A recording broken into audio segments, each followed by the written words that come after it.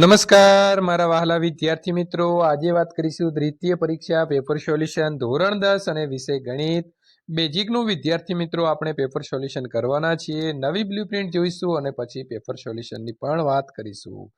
એ પહેલા ચેનલની અંદર પ્રથમ વખત આવ્યા છો તો મિત્રો ચેનલને સબસ્ક્રાઇબ કરી આ વિડીયોને લાઇક કરી તમારા મિત્રો સુધી શેર કરવાનું ભૂલશો નહીં. તમામ પ્રકારના સોલ્યુશન 1 થી 12 સુધીના વિદ્યાર્થી મિત્રો આપણી ચેનલની અંદર મળી રહેશે. તો વિદ્યાર્થી મિત્રો, તમારે દ્વિતીય પરીક્ષા, વાર્ષિક પરીક્ષા અને બોર્ડના પેપરની અંદર બેઝિક વાર્ષિક પરીક્ષાના પ્રશ્નપત્રનું પરિરૂપ બોર્ડ દ્વારા જાહેર કરવામાં આવેલું છે અને તેનું પરિરૂપ આ પ્રકારે રહેશે. કુલ ગુણ 80 રહેશે અને 3 કલાકનો સમયગાળો રહેશે. વિદ્યાર્થી મિત્રો, એની અંદર હેતુલક્ષી પ્રશ્નો, ટૂંક જવાબી પ્રશ્નો અને લાંબા પ્રશ્નો જે છે તે પૂછાશે. ટોટલ 54 પ્રશ્નોમાંથી તમને ગમતા 44 પ્રશ્નો તમારે લખવાના રહેશે, જેના કુલ ગુણ રહેશે 80. હવે આપણે વાત કરીશું પાઠ પ્રમાણેનો ગુણભાર જોઈ લઈએ તો વિદ્યાર્થી મિત્રો, ચેપ્ટર નંબર 1ની અંદરથી 2 ગુણનું પૂછાશે.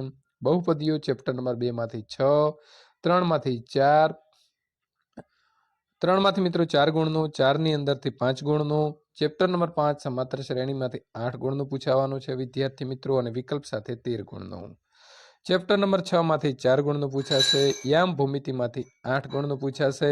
ત્રિકોણમતિનો પરિચયમાંથી 4, ત્રિકોણમતિના ઉપયોગમાંથી 2, વર્તુળમાંથી 5, વર્તુળ સંબંધિત ક્ષેત્રફળમાંથી 2, પૃષ્ઠફળ અને ઘનફળમાંથી 6 અને આંકડા શાસ્ત્રમાંથી વિદ્યાર્થી મિત્રો 14 ગુણનું પૂછાવાનું છે.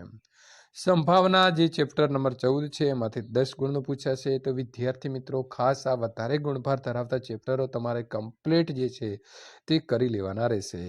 હવે આપણે વાત કરીશું કે તેનું પ્રશ્નપત્રનું માળખું કેવું રહેશે.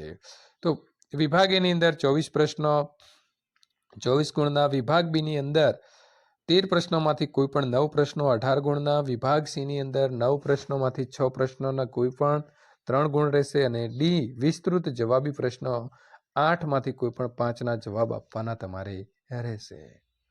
વિદ્યાર્થી મિત્રો, બોર્ડ દ્વારા નમૂનાનું પ્રશ્નપત્ર આપેલું છે, તો હવે આપણે આનું સોલ્યુશન જોઈશું. તો વિદ્યાર્થી મિત્રો, વિભાગ એથી સોલ્યુશનની શરૂઆત કરવાના છીએ. અહીં આપેલા સાચા વિકલ્પ પસંદ કરી અને તમારે જવાબ લખવાના છે. તો વિદ્યાર્થી મિત્રો, તમે અહીંથી તેના જવાબો જોઈ અને લખી શકો છો. જો તમને આ પ્રશ્નપત્રની PDF જોતી હોય તો પણ નીચે ડિસ્ક્રિપ્શનની અંદર આપેલી લિંક ઉપર ક્લિક કરીને ત્યાંથી સોલ્યુશન તમે મેળવી શકો છો.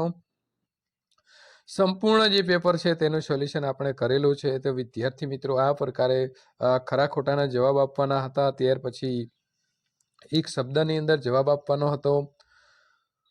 અહીં આપણે જોડકા જોડવાના હતા, તો એના પણ જવાબો આપી દીધા છે. વિભાગ બી, કોઈ પણ 9 પ્રશ્નો તમારે માંગ્યા પ્રમાણે જવાબ આપવાના જ રહેશે અને એક પ્રશ્નના 2 ગુણ રહેશે.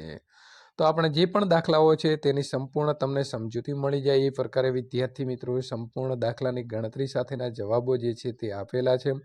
આ પ્રકારે તમારે જે છે તે તેના મૂલ્ય શોધવાના રહેશે. અહીં આપણે બાજુનું માપ શોધવાનું છે, તો એ પણ શોધી દીધું છે. ત્યાર પછી 2 અંકની કેટલી સંખ્યાઓ 3 વડે વિભાજ્ય હશે, તો એ પૂર્ણાંક સંખ્યાઓ 30 છે. 3 અંકની કેટલી સંખ્યાઓ 3 વડે વિભાજ્ય હશે, તો એનો 300 મિત્રો આવશે જવાબ. ત્યાર પછી તમારું છેદબિંદુ મેળવવાનું છે, તો છેદબિંદુ મેળવી લીધું છે. ત્યાર પછી x અને y નો સંબંધ પણ મેળવી લીધેલો છે. અહીં આપણે ખૂણાનું માપ શોધવાનું હતું, તો વિદ્યાર્થી મિત્રો એ પણ શોધી દીધું છે. 80ની લંબાઈ શોધવાની હતી, તો એ પણ વિદ્યાર્થી મિત્રો અહીં આવી ગઈ છે.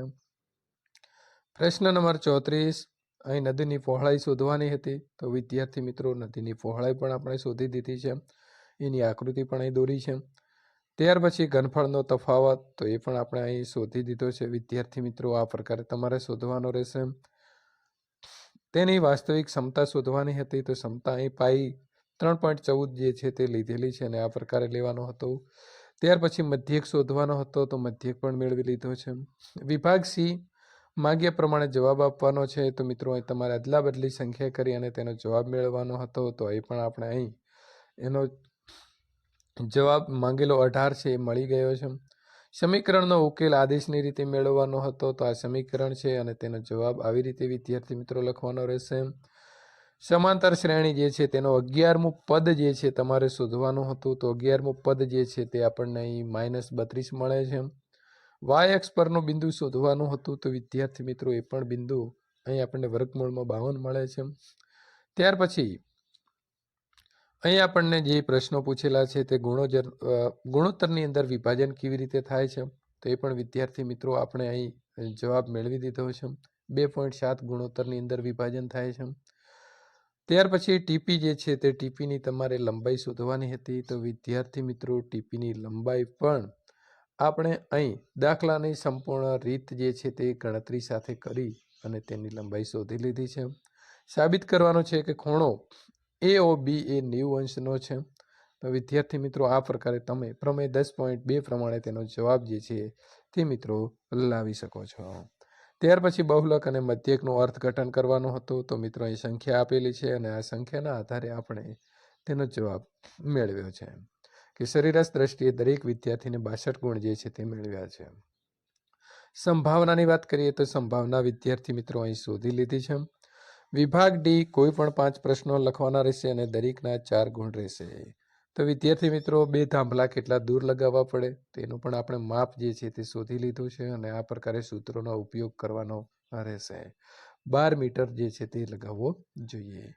ત્યાર પછી 30 વર્ષના અંતે મળતા વ્યાજની ગણતરી કરવાની હતી. તો તેનું સૂત્ર મૂકી અને ગણતરી કરીએ તો 2400 રૂપિયા આપણને વ્યાજ મળશે. ત્યાર પછી વિદ્યાર્થી મિત્રો અહીં તમારે સાબિત કરવાનું હતું અને સાબિતી આપણે જે છે તે વિદ્યાર્થી મિત્રો અહીં કરી દીધી છે. આ પ્રકારે આપણે પેપરનું સંપૂર્ણ જે છે તે વિદ્યાર્થી મિત્રો સોલ્યુશન જોઈશું. જો આ ગણિતનું સંપૂર્ણ સમજૂતી સાથે દાખલાની ગણતરી સાથે જોવા જઈએ તો વિદ્યાર્થી મિત્રો ઘણો મોટો વિડીયો બની શકે એમ હતો. તેના માટે તમને સીધું જ સોલ્યુશન જે છે તે બતાવવાના પ્રયત્નો કર્યા છે. જો વિદ્યાર્થી મિત્રો સમજૂતી સાથેના તમને વિડીયો ગમતા હોય તો કોમેન્ટ જરૂરથી કરજો.